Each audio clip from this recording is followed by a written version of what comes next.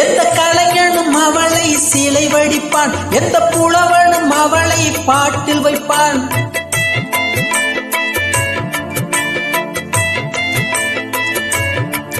எந்த கலைஞனும் அவளை சிலை வடிப்பான், எந்த புலவனும் அவளை பாட்டில் வைப்பான். அந்த இயற்கையும் அவள் மேல் காதல் கொள்ளும், அவள் நினைவாளே என் காலம் வெல்லும். நான் பார்த்ததிலே அவள் ஒருத்தியைத்தான் நல்ல அழகி என்பேன், நல்ல அழகி என்பேன்.